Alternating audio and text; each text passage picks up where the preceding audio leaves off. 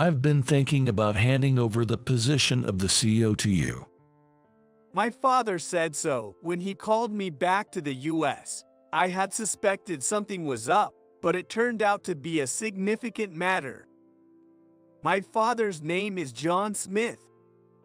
He expanded the hotel he inherited from my grandfather into a nationwide chain, and now it even has branches overseas. I had been working as the manager of one of the overseas hotels. However, before you take on the CEO role, there's something I need you to do. He said as he showed me a whistleblower report from an employee at our Chicago branch. I need you to investigate this and turn around our Chicago hotel. I sensed it was a test to see if I had what it took to be CEO. My secretary, Jessica, handed me the sales data and reviews of the Chicago hotel. It was conveniently located near a station and used to have a great reputation. However, in recent years, its sales have fallen and the hotel's ratings are not favorable. It's easy to order an internal investigation, but I should probably see things for myself. Understood. I'll start the investigation right away. I told my father and turned to Jessica. Jessica, there's something I need your help with. An exciting life seemed to be starting. My name is Mark Johnson, and I'll be working here as a janitor starting today. Nice to meet you all. Instead of my real name, Michael, I introduced myself as Mark Johnson and had a professional makeup artist transform me into a completely different person. I appeared older than I am, almost like an elderly man. Even my wife and daughter were surprised by my transformation, saying they wouldn't have recognized me if they hadn't been told. No one would suspect I'm the son of the CEO. I'm manager Reverwood. I told HR we didn't need any more housekeepers though. Well, you won't last long before getting fired. The manager muttered under his breath, prompting a middle-aged woman to object. Manager, we're desperately short on housekeepers. We're so busy we could use all the help we can get. Please hire more staff. The manager glared at her. That's because you're all working too slowly. Put more effort into it. He snapped before walking away. After he left, the woman Anderson, the housekeeping manager, turned to me. I'm Anderson, the housekeeping manager. Nice to meet you. Let me show you to the employee lounge. As she led me there and handed me a uniform. We usually clean rooms in pairs. Today, you'll be working with me, and I'll show you the cleaning checkpoints. The lounge was empty. Does the manager always act like that? I asked, seizing the opportunity. Anderson glanced at her watch and hurried me. We have a lot to do, so please change quickly. It seemed I would have to wait until break time to inquire further. After quickly changing, Anderson, who was checking her computer, stood up. There are some rooms already checked out, so we'll start cleaning there. Checkout time is 10 a.m., but some business travelers leave early in the morning. I followed Anderson into a guest room, changing linens, making beds, disposing of trash, and doing wiping and sweeping cleaning. You'll never finish at this space. She scolded. Although I thought I had cleaned well, Anderson immediately conducted a strict inspection, especially of the mirrors. After finishing one room and moving to the next, she demanded quick and meticulous cleaning, and I worked as hard as I could. It had been years, perhaps decades, since I worked up such a sweat. Johnson, faster, please. Anderson was quite a taskmaster. We moved from one room to another without a break, finally stopping for lunch. Sitting down in the lounge, I felt exhausted. Good job. She placed a warm cup of tea in front of me. Did you bring lunch, Johnson?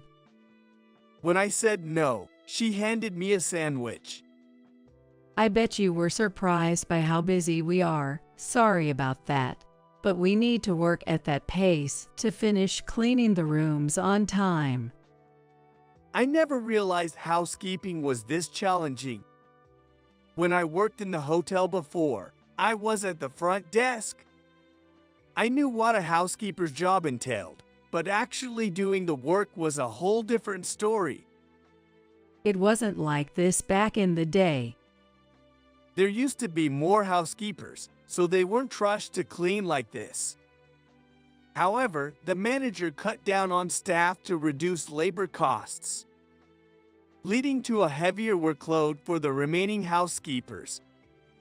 This rush resulted in complaints about things like trash not being thrown away or hair left in the bathtubs, diminishing the quality of their work. Anderson took this seriously and had asked the manager to hire more housekeepers, but her requests were always ignored. So having you, Johnson, join us is a big help. It's tough, but please don't quit. Her face was much kinder than when she had scolded me earlier. Anderson, have you ever thought about quitting this job? I asked cautiously. I actually like this job and find it fulfilling, but I'm scared that if I keep working like this, I might break down. I can't quit, though. I'm a single parent and need to pay for my daughter's education. Smiling wistfully. I wish I could win the lottery and take my daughter to Hawaii, but that's just a dream.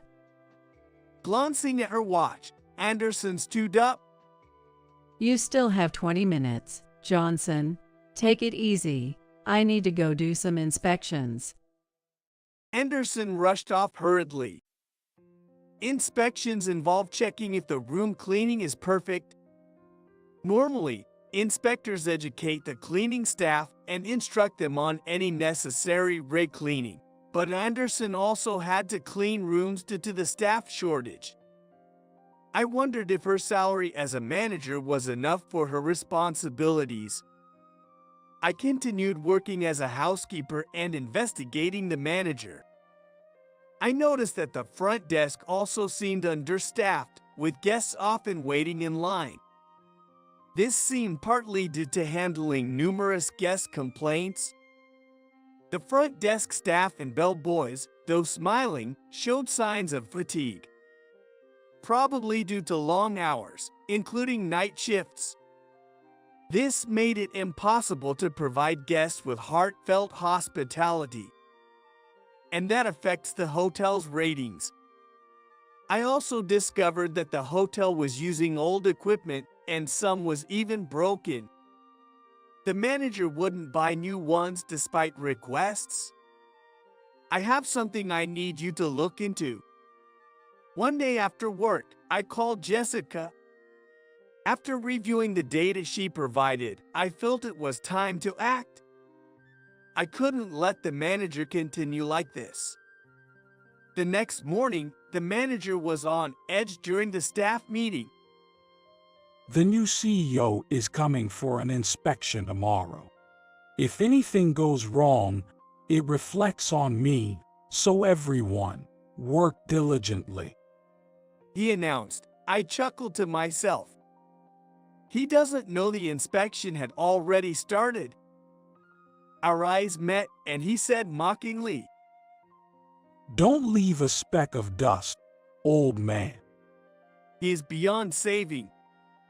The following day, dressed in a high-end suit, I arrived at the hotel entrance as the new CEO. The doorman greeted me with a respectful attitude.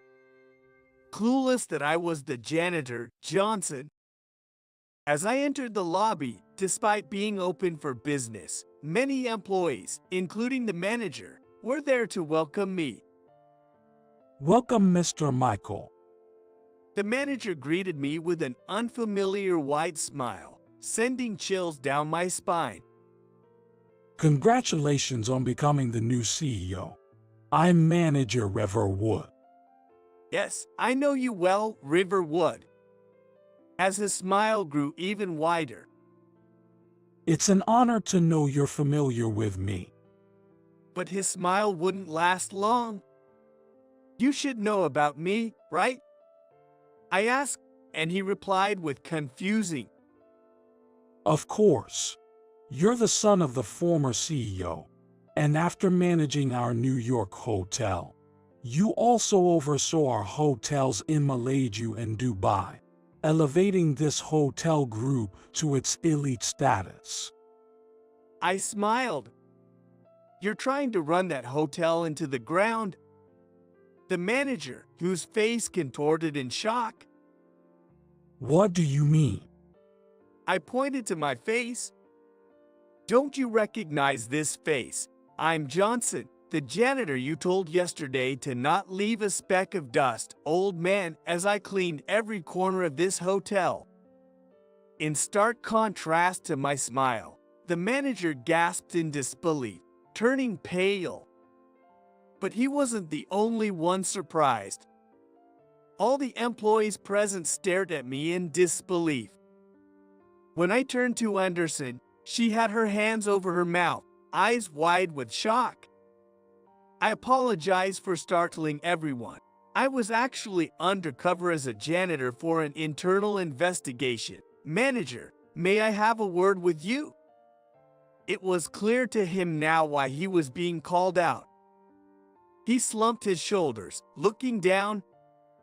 The manager had been skimming off the reduced labor and expenses, falsely reporting them to the headquarters, and pocket the difference.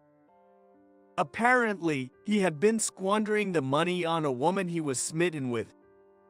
The employee who had blown the whistle on him had reported his disrespectful attitude, including his harsh words and high-handed behavior, the mass firing of many employees, and how it led to the loss of their days off and breaks. Additionally, the repair staff were doing dangerous work without proper safety goggles, and the manager refused to replace a broken sheet presser despite their complaints. Another point: that staff was working as an accountant before, and he asked about unexplained expenses the manager, but he just said it was necessary then that staff got fired under the guise of downsizing. Hearing this, I decided to go undercover to investigate not only his treatment of employees but also the money trail. Manager Riverwood didn't just lose his job, he also faced criminal charges for embezzlement. I'm so sorry. I had no idea you were the CEO. Anderson apologized profusely across from me. Please, Anderson, lift your head. I'm grateful to you, I said, making her look at me in surprise. Grateful. Yes, despite the poor working conditions, you strive to provide the best service to our customers. Without you, the hotel's reputation would have fallen even further, I said with a chuckle. Though your strict guidance was quite something to handle. Anderson looked apologetic again. I told her that from now on, I wanted her to take breaks as scheduled, and that we would increase the number of housekeepers, asking her to take charge of their training and inspection. Thank you. With this, I can continue working here, she said, relieved. I continued. There's more. Her salary was too low for her hard work, so I informed her of an increase in her base pay and a raise in her manager's allowance. Also, you haven't taken any paid leave, Anderson. As the CEO, I order you to use your leave and enjoy time with your daughter. I handed her 2 tickets for a stay at our affiliated hotel in Hawaii, along with plane tickets. Hawaii. Michael, you remember my wish and made it come true. This is a reward for your hard work. Please continue to support us." Anderson nodded tearfully several times. Afterwards, I worked on reforming the hotel, increasing staff, and setting appropriate shifts. We bought the necessary equipment and repaired broken ones. Also revisiting safety measures. It's become a better workplace since the CEO came. I can finally spend time with my family. I heard employees say, feeling relieved. However, regaining the trust of our lost customers wouldn't be easy. We plan to earnestly serve every guest and gradually rebuild trust. The new manager, someone I trusted, would surely create a better environment for both employees and guests. As the CEO, I aim to make this a hotel loved not just by customers but also by the employees, growing together with them.